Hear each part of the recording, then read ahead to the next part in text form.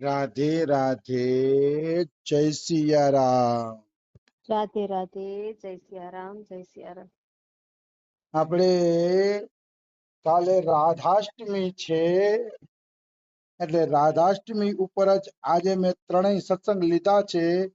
તો અત્યારનો સત્સંગ પણ થોડોક રાધા રાણી ઉપર જ લઈએ. તો રાધા રાણીના 25 ગુણ છે, અને એ 25 ગુણ રૂપ ગોસ્વામી નામના સંતે, જે ગૌડીય સંપ્રદાયમાં થઈ ગયા, એમને એમના આ 25 ગુણ ગોત્યા છે. તો એ 25 ગુણની આપણે ચર્ચા કરીએ. પેલો ગુણ છે મધુરીમાં. મધુરીમાં એટલે રાધા રાણી માધુર્યથી ભરેલા છે, મતલબ મીઠા સ્વભાવના છે. એના સ્વભાવમાં બિલકુલ કડવાપણું નથી, એટલે રાધા રાણીને મધુરીમાં કહેવામાં આવે છે. રાધા રાણીનો બીજો ગુણ છે નિત્ય કિશોર અવસ્થા. મતલબ રાધા રાણી કાયમી માટે કિશોર અવસ્થામાં જ રહે છે. નથી એ બાળક બનતા કે નથી ઘરડા થતા. એની ઉંમર રહે છે 14 વર્ષ 2 મહિના અને દિવસ, મને ભૂલાઈ ગયા છે. 14 વર્ષ અને 2 મહિનાના જ રાધા રાણી કાયમી માટે રહે છે, નિત્ય કિશોર અવસ્થા. અને ત્રીજું ગુણ છે નેત્રોની ચંચળતા. મતલબ રાધા રાણીના નેત્ર ખંજન પક્ષી જેવા છે. ખંજન પક્ષીના નેત્ર ચંચળ હોય, એ આજુબાજુમાં જોતા હોય. એટલે રાધા રાણીના નેત્ર ચંચળ એટલે ઓલી રીતે ચંચળ નથી, પણ હંમેશા એ સખીઓ અને ભક્તો તરફ નજર કરતા હોય છે કે મારી સખીઓ અને ભક્તોને તો કોઈ કષ્ટ નથી ને. એટલે સતત એ ભક્તો તરફ નજર કરતા હોય છે શ્રી રાધા રાણી, એટલે એના નેત્ર ચંચળ છે. પછી ચોથું ગુણ છે નિર્મલ ઉજ્જવલ હાસ્ય. માને રાધા રાણી સતત નિર્મલ હાસ્ય હસે છે, સતત હસતા જ રહે છે, હસવાનું ક્યારેય છોડતા નથી રાધા રાણી. આનો અર્થ એવો થયો કે રાધા રાણી પ્રસન્ન હોય ને તો નિકુંજના લતા પતા સખીઓ બધા પ્રસન્ન હોય, અને ઈ બધા પ્રસન્ન હોય ને એટલે માની લેવાનું કે રાધા રાણી પ્રસન્ન છે. એટલે રાધા રાણી જ્યારે નિર્મલ હાસ્ય હસે છે ત્યારે આખી નિકુંજ પ્રફુલ્લિત હોય છે. નિકુંજના લતા પતા ને બધુંય પ્રફુલ્લિત હોય છે. એટલે રાધા રાણીને એક નિર્મલ ઉજ્જવલ હાસ્ય વાળા કીધા, કે સતત ઈ હૈસે જ રાખે છે, એનું મોઢું કદી હોગિયું નથી થતું. આવી વસ્તુ છે. પાંચમો ગુણ છે સુંદર સૌભાગ્ય રેખા. સુંદર સૌભાગ્ય રેખા એટલે રાધા રાણીના હાથ અને પગની જે રેખાઓ છે, એ રેખાઓ એટલી સુંદર છે કે આજ સુધી સંસારમાં કોઈ વ્યક્તિની એટલી સુંદર રેખા નહીં હોય. એ સુંદર રેખાઓ એટલા માટે છે કે એમાં કૃષ્ણ એના પ્રિયતમ બનશે, એ સૌભાગ્યની રેખા છે. પોતે સતત બધાના સ્વામીની રહેશે એવી રેખા છે. રાધા રાણીના હાથની બધી રેખાઓ રાધાજીને અનુકૂળ છે, પ્રતિકૂળ એકેય રેખા નથી. એટલે રાધા રાણીનું સૌભાગ્ય અતિ સુંદર છે, અને સુંદર જ છે ને. હજારો કરોડો સખીઓ એની સેવામાં છે, કૃષ્ણ જેવા પ્રિયતમ મળ્યા છે, કૃષ્ણ પણ એને પોતાના સ્વામીની માને છે. એટલે રાધા રાણીની રેખા અતિશય સુંદર છે એમ કેવું હોય તો કહી શકાય. એમાં કોઈ એટલે કોઈ પણ પ્રકારની શંકા નથી. પછીનો છઠ્ઠો ગુણ છે માધવ મનસો ઉન્માદકારી. માધવ મનસોન્મદકારી શ્રી અંગ સૌરભ. મતલબ માધવના મનને ઉન્માદ આપે એવું રાધાજીનું અંગ સૌરભ એટલે અંગની સુગંધ છે. રાધાજીના શરીરમાંથી એક દિવ્ય સુગંધ નીકળે છે.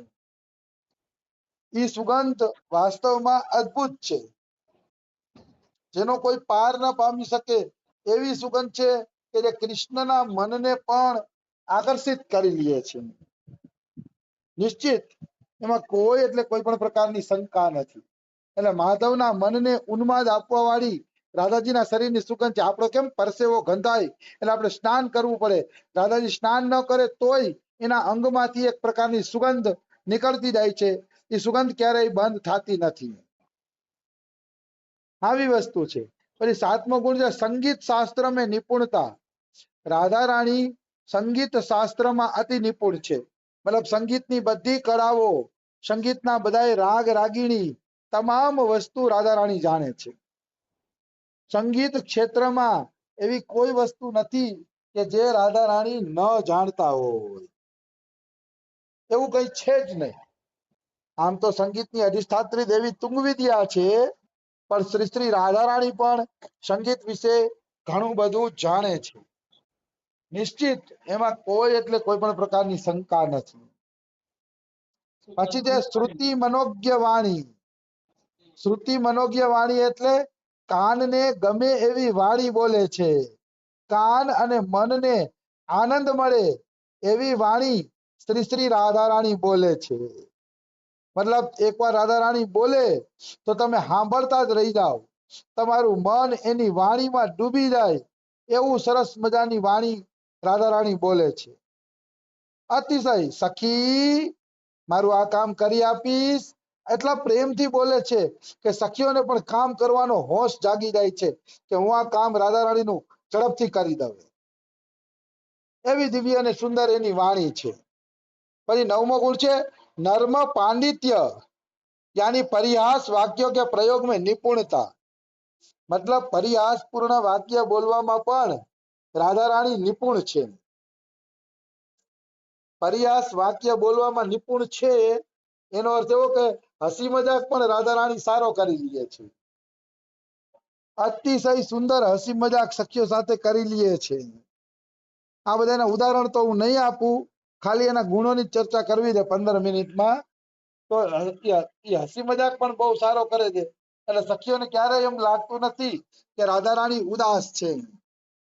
ક્યારેય એવું નથી લાગતું કે આજે રાધા રાણી ઉદાસ હોય, કારણ કે હંમેશા પરિહાસ કરતા હોય, હંમેશા બધાને હસાવતા હોય, આનંદમાં રાખતા હોય રાધા રાણી. 10મો ગુણ છે સહજ વિનયશીલતા. 10મા નંબરનો રાધા રાણીનો ગુણ છે સહજ વિનય છે.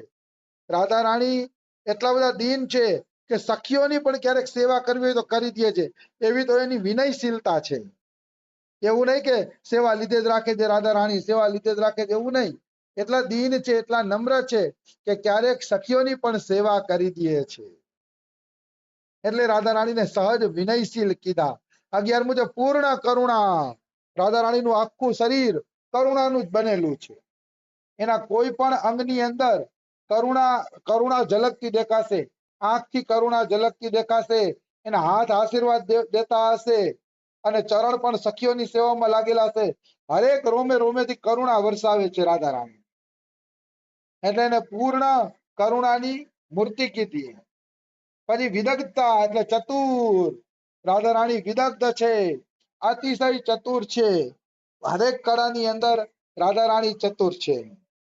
13મું છે કર્તવ્ય કુશલતા. રાધા રાણીના ભાગે જે કર્તવ્ય કર્મ આવે છે એ કર્તવ્ય કર્મની અંદર રાધા રાણી અતિશય કુશળ છે. પછી 14મું છે લજ્જાશીલતા. મતલબ રાધા રાણી શરમાળ પણ છે. એવું નહીં કે હા મોડર્ન છોકરીની જેમ શરમ નેવે મૂકીને રાધા રાણી જીવન જીવતા હોય, એમ નહીં. અતિશય શર્મિલા, સંકોચશીલ છે રાધા રાણી. મતલબ લજ્જા શું છે, નમ્રતા શું છે, એક સ્ત્રીને કેવા ગુણથી જીવવું જોઈએ એ બધાય ગુણ રાધા રાણીને ખબર છે. એટલે એમાં લજ્જાશીલતા છે. પછી સુમર્યાદા એટલે શ્રી કૃષ્ણના પ્રેમ પ્રતિ ગૌરવ બુદ્ધિ. 15મો ગુણ છે કે કૃષ્ણના પ્રેમમાં રાધા રાણીને ગૌરવ બુદ્ધિ છે. મતલબ કૃષ્ણના પ્રેમને કદર કરવા વાળા છે.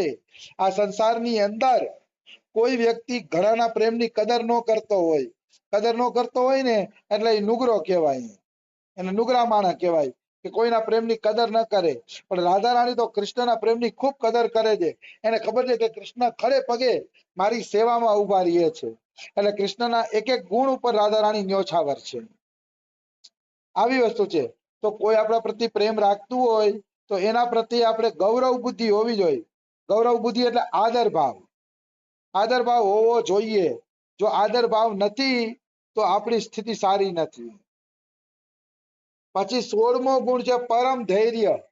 રાધા રાણી ધીરજવાન છે. એ ક્યારેય ધીરજ ખોતા નથી. શ્રીમતી રાધા રાણી હંમેશા ધૈર્યને પકડી રાખે છે. જેનામાં ધીરજ નથી એ વ્યક્તિ ભગવાનની પ્રાપ્તિ વાસ્તવમાં કરી પણ નથી શકતો. ધીરજ તો જોશે. ધીરજ વગર પરમાત્માની પ્રાપ્તિ થતી નથી. એટલે ધૈર્ય રાખવાનું. સુખ આવે, દુઃખ આવે, માન આવે, અપમાન આવે, ધૈર્ય રાખવાનું. રાધા રાણી દેખાડે છે પોતાના દ્વારા કે ધીરજ રાખો. ધીરજ વગરનો ભક્ત ભગવાનને પામી શકતો નથી. પછી 17મું છે આદર્શ ગંભીરતા. રાધા રાણીમાં આદર્શ પ્રત્યે ગંભીરતા છે. એ રાધા રાણી એવું જીવન જીવે છે કે એકેય આદર્શ ચૂકતા નથી. દયા, ક્ષમા, કરુણા, વાત્સલ્ય, આ તે જેટલા આદર્શ છે એ બધાય આદર્શોનું રાધા રાણી પાલન કરે છે. એકેય આદર્શને ચૂકતા નથી. આદર્શ પ્રત્યે એટલા ગંભીર છે. પછી લીલામયતા. 18મો ગુણ છે લીલામયતા. એટલે રાધા રાણી અતિશય લીલાધારી છે. કંઈક ને કંઈક લીલા કરતા જ હોય છે. એમને બેઠું રહેવું નથી ગમતું. રાધા કૃષ્ણને બેઠું રહેવું નથી ગમતું. એ કંઈક ને કંઈક લીલા કરી રાખે છે. એટલે એને લીલામય કહેવામાં આવે છે. પછી 19મું જે પરમ ઉત્કર્ષમયી મહાભાવમયતા. મહાભાવ સ્વરૂપ રાધા રાણી છે.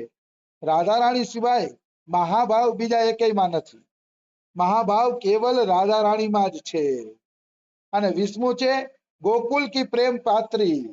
આ બહુ મસ્ત છે. ગોકુળ એટલે વ્રજ મંડળમાં બધાયના પ્રેમને પાત્ર છે રાધા રાણી. કારણ કે બધા રાધા રાણીને પ્રેમ કરે છે. એવું એનું દિવ્ય જીવન છે રાધા રાણીનું. એટલે રાધા રાણીને અહીંયા પ્રેમ પાત્રી કીધી. આખા ગોકુળની, આખા વ્રજની રાધા રાણી પ્રેમ પાત્રી છે. 21મું છે બ્રહ્માંડો મેં ઉદીપ યશ. અને અનંત બ્રહ્માંડોમાં રાધા રાણીનો યશ ફેલાયેલો છે. પૃથ્વી ઉપર જ રાધાજીની મહિમાના શાસ્ત્રો નથી.